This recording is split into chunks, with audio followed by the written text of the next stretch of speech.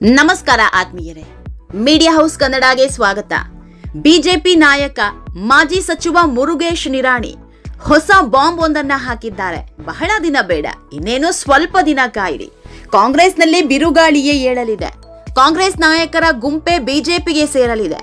2 ವರ್ಷ ಸರ್ಕಾರ ನಡೆಸೋದು ಕೂಡ ಅನುಮಾನ ಅನ್ನೋ ಬಾಂಬ್ ಹಾಕಿದ್ದಾರೆ.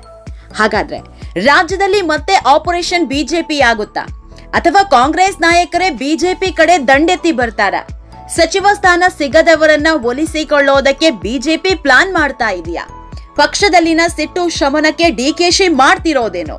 ಡಿಕೆ ಶಿವಕುಮಾರ್ 2 ವರ್ಷ ಸಿಎಂ ಆಗಿ ಇರಲ್ವಾ? ಇದೆಲ್ಲದರ ಬಗ್ಗೆ ಇವತ್ತಿನ ವಿಡಿಯೋದಲ್ಲಿ ಹೇಳ್ತಾ ಹೋಗ್ತೀವಿ. ಅದಕ್ಕೂ ಮೊದಲು ನೀವಿನ್ನೂ ನಮ್ಮ ಚಾನೆಲ್ನ ಸಬ್ಸ್ಕ್ರೈಬ್ ಮಾಡಿಲ್ಲ ಅಂದರೆ ಮಿಸ್ ಮಾಡಬೇಡಿ, ಈಗಲೇ ಸಬ್ಸ್ಕ್ರೈಬ್ ಮಾಡಿ. ಈ ವಿಡಿಯೋನ ಕೊನೆವರೆಗೂ ನೋಡಿ, ನಿಮ್ಮ ಅನಿಸಿಕೆಗಳನ್ನು ಕಾಮೆಂಟ್ ಮಾಡಿ. ಆತ್ಮೀಯರೇ, ರಾಜ್ಯ ರಾಜಕೀಯದಲ್ಲಿ ಆಗ್ತಾ ಇರೋ ಮಹತ್ವದ ಬೆಳವಣಿಗೆ ಬಗ್ಗೆ ಹೇಳೋದಿಕ್ಕೂ ಮೊದಲು ಬಿಜೆಪಿಯ ಮಾಜಿ ಸಚಿವ ಮುರುಗೇಶ್ ನಿರಾಣಿ ಏನ್ ಹೇಳಿದ್ದಾರೆ, ಅವರ ಮಾತಿನ ಒಳಾರ್ಥ ಏನು ಅನ್ನೋದನ್ನ ಮೊದಲು ಹೇಳ್ತೀವಿ. ಆಮೇಲೆ ರಾಜ್ಯ ರಾಜಕೀಯದಲ್ಲಿ ಏನೆಲ್ಲ ಆಗಬಹುದು ಅನ್ನೋದನ್ನ ಮಾತನಾಡ್ತಾ ಹೋಗೋಣ. ನಿನ್ನೆ ಗದಗದಲ್ಲಿ ಮಾತನಾಡಿದ ಮುರುಗೇಶ್ ನಿರಾಣಿ, ರಾಜ್ಯದಲ್ಲಿ ಸಚಿವ ಸಂಪುಟ ವಿಸ್ತರಣೆ ಆಗ್ತಾ ಇದ್ದಂತೆ ಕಾಂಗ್ರೆಸ್ನಲ್ಲಿ ಏನೆಲ್ಲ ಬೆಳವಣಿಗೆ ನಡೆಯುತ್ತೆ ಅನ್ನೋದನ್ನ ನೀವೇ ಕಾದು ನೋಡಿ. ಅವರಲ್ಲೇ ಸಾಕಷ್ಟು ಗೊಂದಲ ಎದುರಾಗಲಿದ್ದು 2028ರ ವಿಧಾನಸಭೆ ಚುನಾವಣೆಯಷ್ಟರಲ್ಲಿ ಕಾಂಗ್ರೆಸ್ನ ಒಂದು ದೊಡ್ಡ ಗುಂಪೆ ಬಿಜೆಪಿಗೆ ಸೇರ್ಪಡೆಯಾಗಲಿದೆ.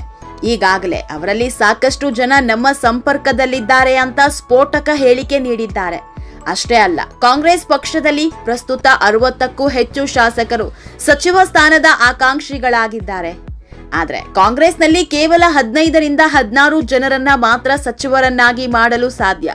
ಉಳಿದ ಶಾಸಕರಿಗೆ ಕೇವಲ ಆಶ್ವಾಸನೆ ನೀಡುವ ಕೆಲಸ ನಡೀತಾ ಇದೆ. ಈಗಾಗಲೇ ಅಲ್ಲಿ ನಡೀತಾ ಇರುವ ಎಲ್ಲಾ ವಿಚಾರಗಳು ಹಿರಿಯ ಶಾಸಕರಿಗೆ ಗೊತ್ತಾಗ್ತಿದೆ. ಹೀಗಾಗಿ ಅವರೆಲ್ಲ ತಕ್ಷಣವೇ ನಿರ್ಧಾರ ತೆಗೆದುಕೊಳ್ಳದಿದ್ರು ಸೂಕ್ತ ಸಮಯದಲ್ಲಿ ಪಕ್ಷ ತೊರೆದು ಬಿಜೆಪಿ ಕಡೆಗೆ ಬರಲಿದ್ದಾರೆ.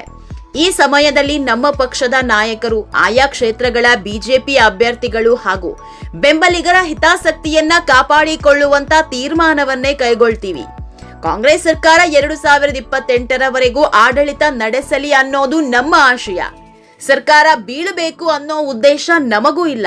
ಆದ್ರೆ ಶಾಸಕರ ಆಂತರಿಕ ಕಚ್ಚಾಟ ಹಾಗೂ ಅಸಮಾಧಾನದಿಂದಾಗಿ ಸರ್ಕಾರವೇನಾದ್ರೂ ಕುಸಿದ್ರೆ ಅದಕ್ಕೆ ನಾವೇನು ಮಾಡೋದಿಕ್ಕಾಗಲ್ಲ.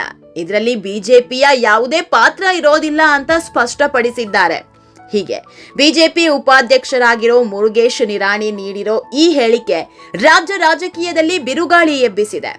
ಆತ್ಮೀಯರೇ, ಮುರುಗೇಶ್ ನಿರಾಣಿ ಹೇಳಿದಂತೆ ಕಾಂಗ್ರೆಸ್ನ ದೊಡ್ಡ ಗುಂಪು ಬಿಜೆಪಿ ಸೇರುತ್ತೋ ಇಲ್ವೋ ಗೊತ್ತಿಲ್ಲ, ಆದ್ರೆ ಅಸಮಾಧಾನ ಸ್ಫೋಟಗೊಳ್ಳೋದಂತೂ ಗ್ಯಾರಂಟಿ. ಅದರಲ್ಲೂ ಈ ಬಾರಿ ಪಕ್ಷದ ದೊಡ್ಡ ನಾಯಕರೇ ಸಿಡಿದೇಳೋದ್ರಲ್ಲಿ ಅನುಮಾನ ಇಲ್ಲ. ಯಾಕಂದ್ರೆ ಸದ್ಯಕ್ಕೆ ಖಾಲಿ ಇರೋದು ಬರೀ 20 ಸಚಿವ ಸ್ಥಾನ.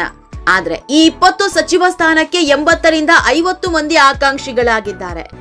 ಈ ಬಾರಿ ನಮಗೂ ಸಚಿವ ಸ್ಥಾನ ಬೇಕು ಅಂತ ಹಿರಿಯ ನಾಯಕರ ಜೊತೆಗೆ ಕಿರಿಯ ನಾಯಕರು ಕೂಡ ಪಟ್ಟು ಹಿಡಿದಿದ್ದಾರೆ.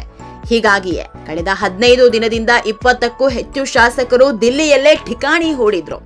ಒಂದ್ ಕಡೆ ಸಿದ್ದರಾಮಯ್ಯ ಬೆಂಬಲಿಗರು ಲಾಬಿ ಮಾಡಿದ್ರೆ, ಇನ್ನೊಂದ್ ಕಡೆ ಸಿಎಂ ಡಿಕೆಶಿ ಬೆಂಬಲಿಗರು ಕೂಡ ಪಟ್ಟು ಹಿಡಿದಿದ್ದಾರೆ.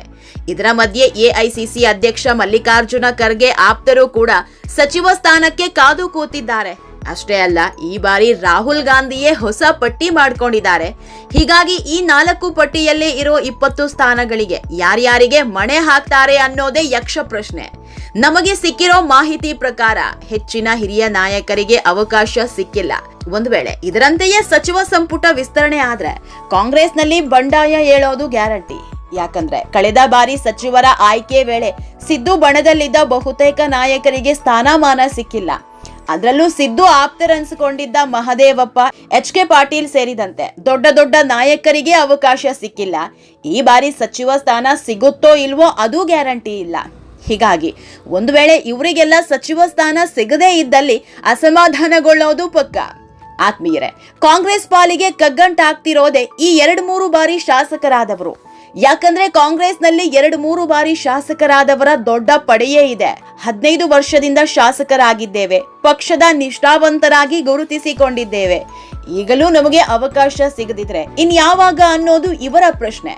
ಒಂದು ವೇಳೆ ಈಗ ಸಚಿವ ಸ್ಥಾನ ಸಿಗದೇ ಇದ್ರೆ ಮುಂದೆ ವಯಸ್ಸಿನ ಕಾರಣ ನೀಡಿ ಸಚಿವ ಸ್ಥಾನ ನಿರಾಕರಿಸಬಹುದು.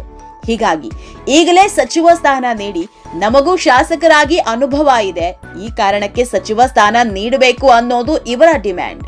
ಇದರ ಜೊತೆಗೆ ಜಿಲ್ಲಾವಾರು ಹಾಗೂ ಜಾತಿವಾರು ಪರಿಗಣಿಸಿಯೇ ಮಣೆ ಹಾಕಿ ಅಂತ ಬೇಡಿಕೆ ಇಟ್ಟಿದ್ದಾರೆ.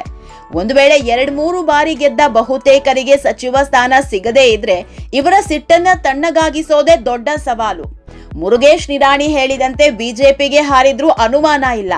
ಒಟ್ನಲ್ಲಿ ಮುರುಗೇಶ್ ನಿರಾಣಿ ನೀಡಿರೋ ಈ ಹೇಳಿಕೆ ರಾಜ್ಯ ರಾಜಕೀಯದಲ್ಲಿ ಬಿರುಗಾಳಿ ಎಬ್ಬಿಸಿದೆ. ಸಂಪುಟ ವಿಸ್ತರಣೆ ಆದ ಮೇಲೆ ಏನೆಲ್ಲ ಬದಲಾವಣೆ ಆಗುತ್ತೆ ಅನ್ನೋದನ್ನ ಕಾದ್ ನೋಡಬೇಕು.